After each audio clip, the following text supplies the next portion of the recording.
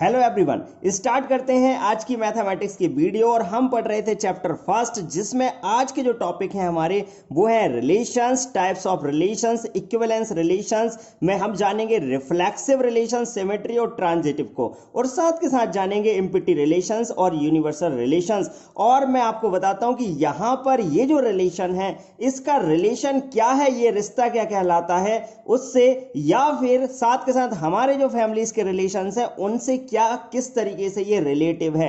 बिल्कुल प्रैक्टिकली हम आज के इस वीडियो में समझने वाले हैं एक एक बात को, तो बने रहिए अंत तक। स्टार्ट करते हैं आज की वीडियो। तो सबसे पहले हम जानते हैं कि रिलेशन क्या होते हैं। तो मैं अगर आपको बता दूं, आपने एक नाटक देखा होगा, उस नाटक में आपने देखा होगा ये रिश्ता क्या कहलाता है, वहां फैमिलीज की जो बात करी गई है कहीं ना कहीं इसी तरीके से यहां पर भी रिलेशंस को हमें पढ़ना है और समझना है। तो ध्यान से समझिएगा, बात करेंगे सबसे पहले रिलेशन की। तो देखिए इसकी डेफिनेशन क्या होती है। डेफिनेशन है, let A B the set of students of class 12th of a school and B the set of students of class 11 of the same school. भाई सेम स्कूल है और 11th के कुछ स्टूडेंट्स हैं और 12th के कुछ स्टूडेंट हैं। तो बात करें यहां पर, और then some of example of relations from A to B. तो इनके बीच जो रिलेशन है वो रिलेशन क्या क्या हो सकती हैं, जैसे ए और बी यहां पर हमने सपोज किए हैं। भाई अब अगर हम बात करें ए की, तो यहां पर जो ए है वो क्लास 12th का एक एलिमेंट है, स्टूडेंट है, ठीक है ना। और यहां पर क्लास 11th का जो एलिमेंट है वो क्या है हमारे पास यहां पर बी है, और बी यहां पर जो है स्मॉल बी के रूप में हम उसको देख सकते हैं। तो यहां पर A B belongs to A cross B. जैसा कि मैं आपको इससे प्रीवियस वीडियो में बता चुका हूं कि क्रॉस बी का मतलब है कार्टेशियन प्रोडक्ट, याद रखना। तो ए इज ब्रदर ऑफ बी। तो भाई ये रिलेशन हो सकता है ए और बी के बीच कि भाई ए ब्रदर हो किसका, बी का। साथ के साथ अगर ए भी बिलोंग कर रहा है ए क्रॉस बी में, तो ए सिस्टर ऑफ बी। बिल्कुल यहां पर ए जो है वो सिस्टर हो सकती है कौन की, बी की। अब अगर बात करते हैं ए भी बिलोंग कर रहा है ए क्रॉस बी में, तो age of A is greater than age of B. बिल्कुल यहां पर जो एज है ए की वो ग्रेटर हो सकती है बी से। अब साथ के साथ अगर हम देखें तो आपने देखा होगा कि एक सीरियल आपने देखा, ये रिश्ता क्या कहलाता, तो कहीं ना कहीं वहां पर फैमिलीज के रिश्ते को दिखाया गया।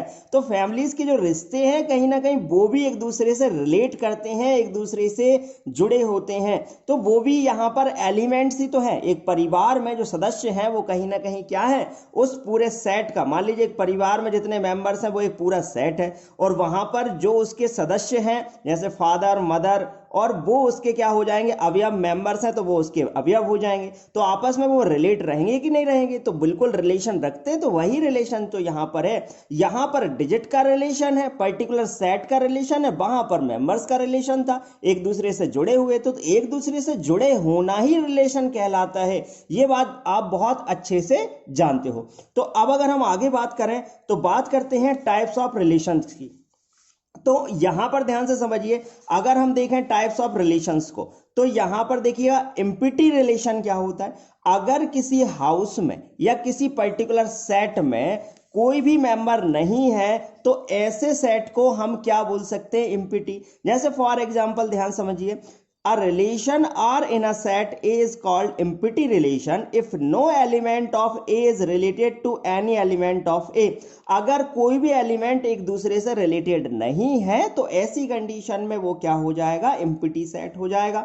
बिल्कुल आप समझ पा रहे होंगे यहाँ पर बहुत अच्छे से। तो यहाँ पर देखिएगा, अगर हम एम्प्टी सेट को, आपको मैं पहले बता चुका हूं कि यहाँ पर किससे नोट करते हैं, फाई से। तो phi is a subset of A cross A. अब यहां पर इसका जो कार्टेशियन प्रोडक्ट है वो एक सेट है, उसमें फाई जो है वो उसका सबसेट होगा। अब चूंकि देखिएगा, अगर कोई एलिमेंट नहीं है तो सीधी सी बात है, एक पर्टिकुलर जैसे फाई जो होता है वो हर एक सेट का सबसेट हो ही सकता है, क्योंकि वहां पर पर्टिकुलर एक भी एलिमेंट नहीं है तो वो उसका सबसेट बनेगा ही बनेगा, कोई दिक्कत वाली बात नहीं है। तो ये बात आपको समझ में आई होगी। लेकिन अगर हम साथ के साथ देखें तो यहां पर अगर इस चीज को हम समझें मैथमेटिक्स में तो किस तरीके से समझ सकते हैं, ध्यान से समझिए। मान लेते हैं कि एक सेट है 1 2 3 4 ए सेट है। ये हमें दिया हुआ है और यहाँ पर इनका जो रिलेशन दिया वो कुछ इस तरीके से दिया है कि ए बी जो है such that a minus B equals to 10। तो अगर हम बात करेंगे a minus B equals to, यदि हम 10 लेकर चलते हैं तो आप एक बात बताइए कि यहाँ पर a में से अगर हम b को माइनस करें तो 10 आना चाहिए। तो क्या मैं यहाँ पर यदि a को 1 मान लूं और b को 2 मान लूं या किसी भी एलिमेंट को a b मान लूं या सपोज करूं मैं यहाँ पर, तो क्या मैं माइनस करने पर 10 ला सकता हूं? तो आप कहेंगे बिल्कुल नहीं ला सकता, क्योंकि यहाँ पर 4 में से 1 जाएगा तो 3 आएगा, 3 में से 2 जाएगा तो 1 ही आएगा, तो 10 तो कभी नहीं आएगा। तो इसीलिए हम बोल सकते हैं कि दिस इज एम्प्टी रिलेशन। बिल्कुल यहाँ पर ये एक एम्प्टी रिलेशन बनेगा। तो आपको बहुत अच्छे से ये बात समझ में आई होगी। तो इस तरीके से हम कह सकते हैं कि एम्प्टी रिलेशन का मतलब है कि ऐसा कोई सेट जिसमें वो एलिमेंट हो ही नहीं, और अगर एलिमेंट नहीं है तो इस तरीके से वो क्या बनाएगा? एम्प्टी सेट बनाएगा। तो ये बात आपको क्लियर होगी। ऐसे ही एक हाउस में कोई भी मेंबर नहीं है, खाली है, तो हम बोल सकते हैं क्या है उसको? एम्प्टी सेट बोल सकते हैं। बिल्कुल प्रैक्टिकली समझना है। और इससे पहले के अगर आपने वीडियोस नहीं देखे तो सबसे पहले उन दोनों वीडियोस को देखिए, पार्ट 1 और पार्ट 2 को। अगर आप उनको देख लेते हैं अच्छे तरीके से तो मुझे लगता है कि आपको बहुत अच्छे से ये सारी चीजें क्लियर हो जाएंगी। तो चलिए चलते हैं अब आगे। अगर हम बात करें तो अगला रिलेशन जो हमारे पास है वो है यूनिवर्सल रिलेशन। अब ये यूनिवर्सल रिलेशन क्या होता है, ध्यान से समझिएगा। A relation R in a set A is called universal relation. कोई भी रिलेशन तब बनेगा universal relation if each element of A is related to every element of A. देखिएगा, अगर कोई पर्टिकुलर सेट है, उस सेट के अंदर कोई भी रिलेशन यूनिवर्सल तब हो सकता है जब हर एक एलिमेंट एक दूसरे से जुड़ा हो।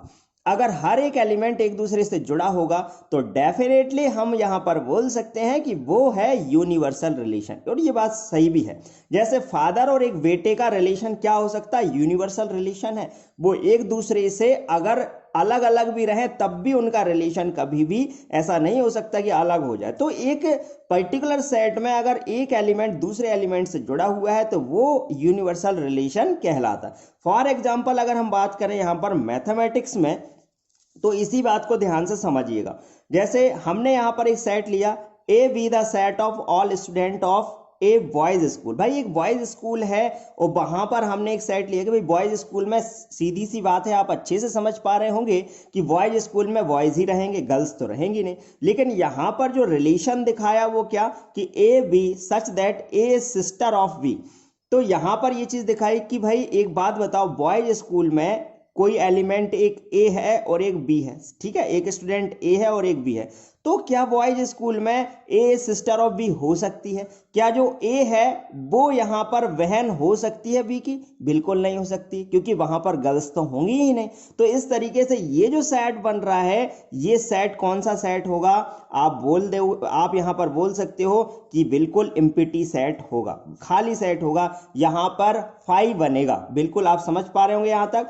अब अगर आगे देखें तो आर डैश हमने एक दूसरा सेट लिया जिसमें हमने बोला कि भाई ए और बी दो एलिमेंट हैं, और बोल रहा है कि भाई the difference between height of A and B is less than 3 metre. तो आप एक बात बताओ कि भाई 3 मीटर से अगर हम ए और बी दो स्टूडेंट हैं और दोनों की हाइट का डिफरेंस निकालते हैं तो दोनों की हाइट का डिफरेंस क्या 3 मीटर से कम नहीं आएगा? लेस देन होना चाहिए 3 मीटर से। तो बिल्कुल आएगा ही आएगा, क्योंकि 3 मीटर तो बहुत होता है भाई। यहां पर सेंटीमीटर्स में डिफरेंस होते हैं हाइट में, ये तो 3 मीटर दिया हुआ है। तो जो भी डिफरेंस आएगा, जितने भी स्टूडेंट वहां पर होंगे, उन सब स्टूडेंट्स का जो डिफरेंस आएगा वो 3 से तो कम ही आएगा। तो बिल्कुल यहां पर ये हो गया यूनिवर्सल रिलेशन। आप बहुत अच्छे से यहां पर समझ पा रहे होंगे। यहां पर हाइट की डिफरेंस की बात करी गई है जो कि 3 मीटर से कम होना चाहिए। तो बिल्कुल हर एक स्टूडेंट का 3 मीटर से कम ही होगा।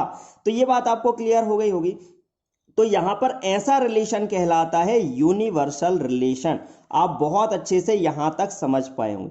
यदि आपको इसके बाद भी कोई डाउट आ रहा है तो आप बिल्कुल मुझसे कमेंट बॉक्स में कमेंट करके पूछ सकते हैं, कोई भी दिक्कत हो। और पहले मैं आपको इससे पहले वाले वीडियो में अपना नंबर भी दे दिया हूं, आप वहां से नंबर लीजिए। और साथ के साथ अगर कोई डाउट आता है तो अपने डाउट को आप मुझे 9753864830 पर कमेंट करिए, अपने डाउट को सेंड कीजिए और मैं आपको विद इन आवर उसका आंसर जरूर करूंगा।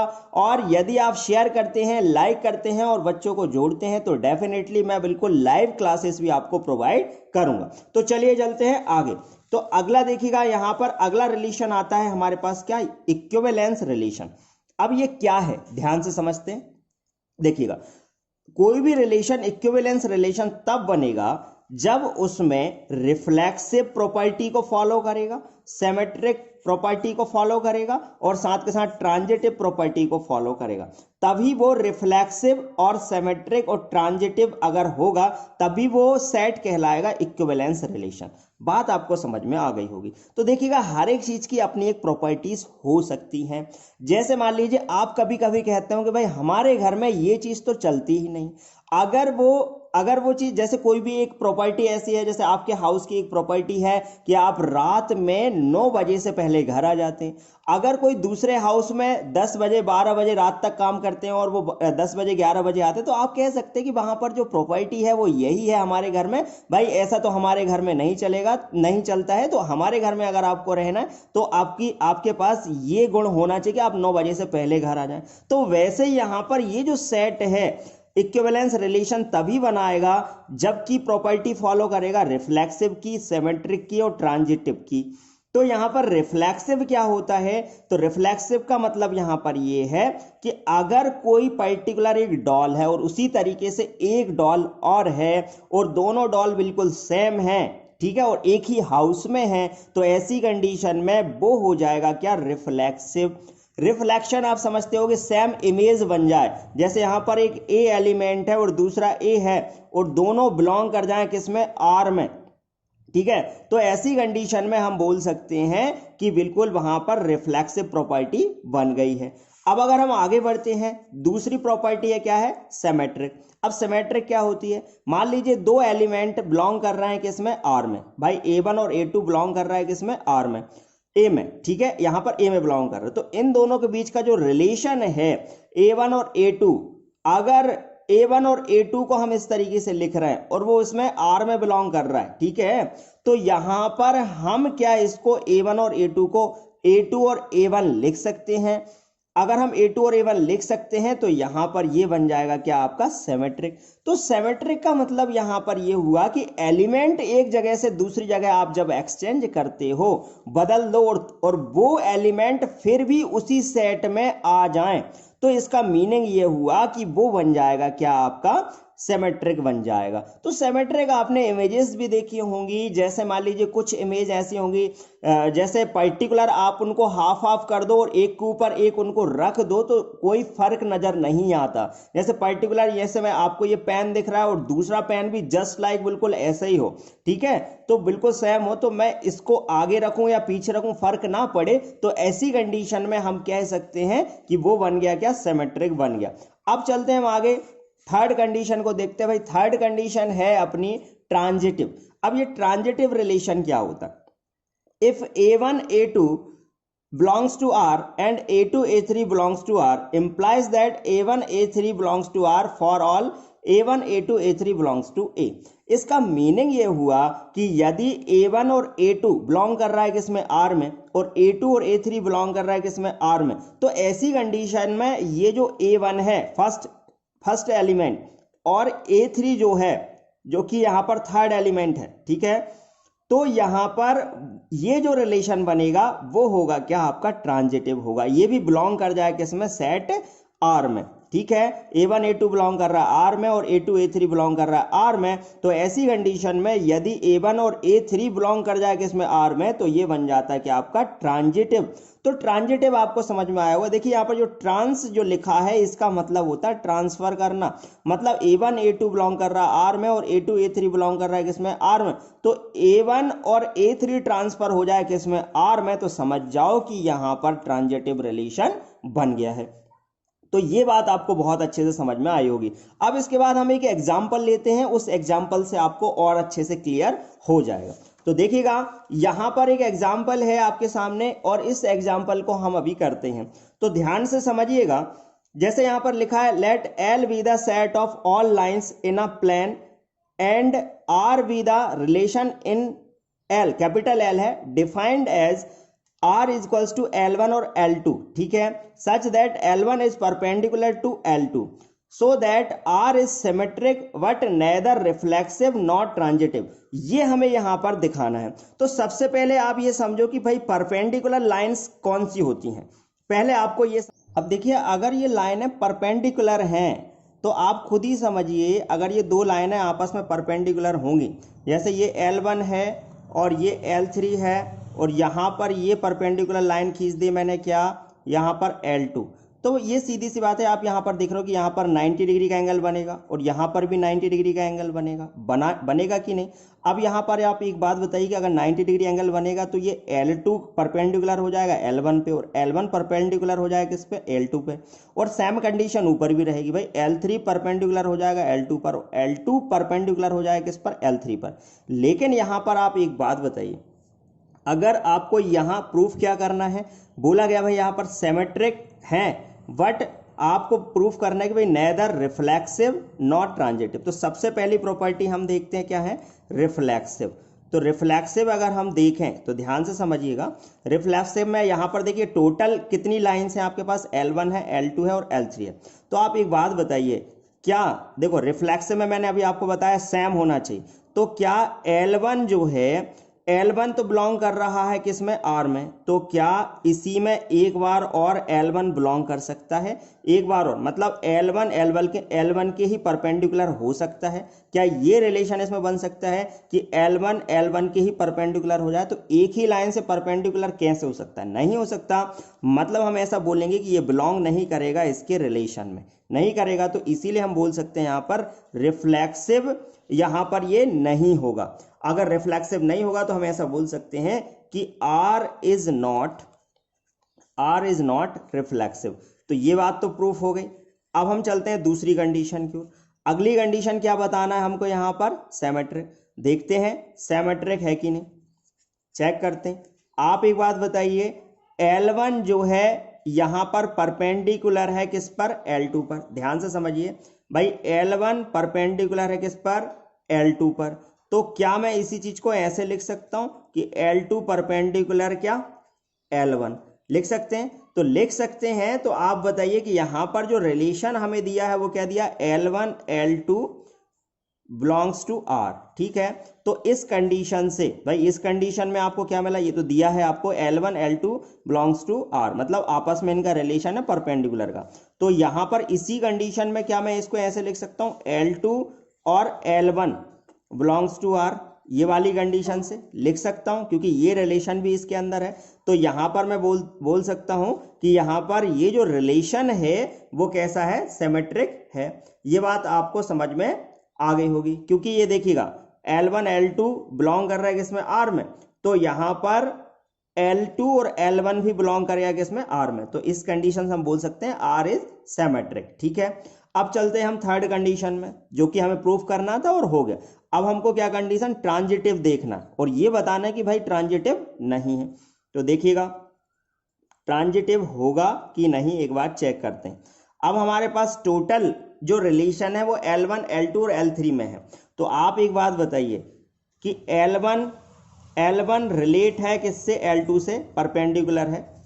L1 रिलेट कर रहा है किससे, L2 से, जो कि आपस में कैसे हैंगे, परपेंडिकुलर हैंगे। ध्यान से समझिएगा, ठीक है। बिलोंग कर रहा है किसमें, R में, ठीक है। इसके अलावा अगर हम देखें तो L2 और L3 भी एक दूसरे से कैसे हैंगे, परपेंडिकुलर हैंगे। तो इसीलिए हम ऐसा बोल सकते हैं कि ये भी बिलोंग कर रहा है किसमें, R में, मतलब रिलेशन परफेक्ट बन रहा है। लेकिन इस कंडीशन से क्या मैं ऐसे लिख सकता हूं कि L1 परपेंडिकुलर हो जाए किसके साथ, L3 के साथ। तो हो सकता है क्या, L1 और L3 तो पैरेलल लाइन है, आपको फिगर में दिख रही होंगी, ये आपस में परपेंडिकुलर तो नहीं हो सकती। तो इसीलिए हम ऐसा बोल सकते हैं कि इनका जो रिलेशन है वो बिलोंग नहीं करेगा इनके रिलेशन में। अब बिलोंग नहीं करेगा तो हम बोल सकते हैं कि R इज नॉट ट्रांजिटिव। तो ऐसी कंडीशन में हमने ये बात प्रूफ कर दी कि यहाँ पर जो आर है वो सिमेट्रिक तो है, ठीक है, लेकिन ना ही रिफ्लेक्सिव है और ना ही ट्रांजिटिव है। तो यहाँ तक आपको बहुत अच्छे से क्लियर हो गया होगा। इसके अलावा भी अगर आपका कोई डाउट आ रहा है तो आप सभी मुझे कमेंट बॉक्स में कमेंट करके बता सकते हैं, और साथ के साथ आप अपने जो फ्रेंड्स हैं, अगर आप वीडियो देख रहे हैं तो आपके जितने भी फ्रेंड्स हैं उनको सजेस्ट करिए। अगर आप सजेस्ट करते हैं तो बिल्कुल लाइव क्लास आपको फ्री दी जाएगी, बिल्कुल फ्री। अभी भी फ्री पढ़ा रहे हैं, लेकिन लाइव क्लास भी आपको फ्री मिलेगी। और साथ के साथ मैं आपको पहले ही बोल चुका हूं, अगर कोई भी डाउट आता है तो आप मुझे 9753864830 पर ये नंबर सेव कर लो, ये नंबर है मेरा व्हाट्सएप नंबर है, और यहां पर आप मैसेज करिए और बताइए जो भी आपकी समस्या है, उसे जितने जल्दी हो सकेगा हम जो अपना बेस्ट से बेस्ट दे सकते होंगे बिल्कुल आपको देंगे। तो आज आपको बहुत अच्छे समझ में आया होगा। इससे पहले यदि आपने पार्ट 1, पार्ट 2 और पार्ट 3 नहीं देखे हैं तो सबसे पहले जाइए प्लेलिस्ट में जाइए और वहां पर आप पार्ट 1 और पार्ट 2 देख लीजिए। और आगे अगर जो भी समस्या है तो कमेंट जरूर करना, लाइक और शेयर जरूर कर देना और सब्सक्राइब भी जरूर कर लेना। Thank you.